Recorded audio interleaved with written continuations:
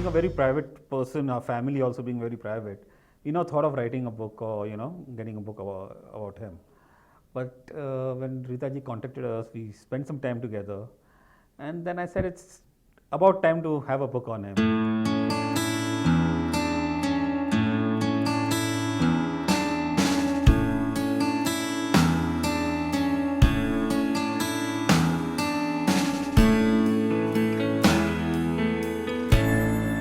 Gulzar Saab, he was very clear that don't make him out to be an unhappy man. My friend was a very happy man. So if you're going to write this book, make sure you write a happy book. He's also given such a beautiful poem in the book, Na Leke Jao Mere Dost Ka Janaza. After the release of Sanjeev Kumar's first film, Nishan in 1965, in those days he used to travel by bus. So one of the producers happened to be in the same bus as him. So he followed him home, and then he saw that he was making his cup of chai in his own hands, and he said, I want to cast you in one of my films. What is your rate? So Sanjeev Kumar said 25,000. So he said, no, but I have only 10,000 to offer you. So Sanjeev Kumar said, yes, when you saw that I sleep in the kitchen of my chawl, you reduced some amount. Then you saw me making chai myself for use and you reduced some amount.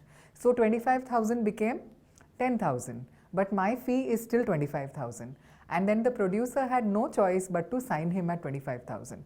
So whether you're a student of cinema or whether you're a student wanting to learn how to come out of a tough patch and make it in life, there is something in it in his story. If you look at Martin Scorsese's list of 40 films you must watch before you die, Shatranj Ke Khiladi features in them. The Guardian used to call him India's answer to Gregory Peck. He was truly someone who had, by sheer force of talent, made a name for himself, not just in India, but across the world. Today, of course, when we look at so many other actors who are following the same path, he was no doubt one of the pioneers, and that makes his story extremely relevant. So many anecdotes about Sanjeev Kumar are there in the book. Let's talk about one in which when the star cast of Silsila was being cast.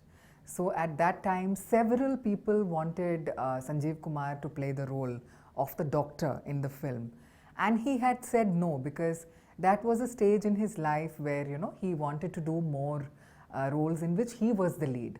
But then there is an instance where Amitabh Bachchan sir personally requested कि आप कर लो, and then he did the film. So the book explores a gamut of relationships. Like media was obsessed with getting Salman Khan married. The decade of 1975 onwards, media was obsessed with getting Sanjeev Kumar married. Sanjeev Kumar had so many gifts. I think Paresh Rawal said it in the foreword best.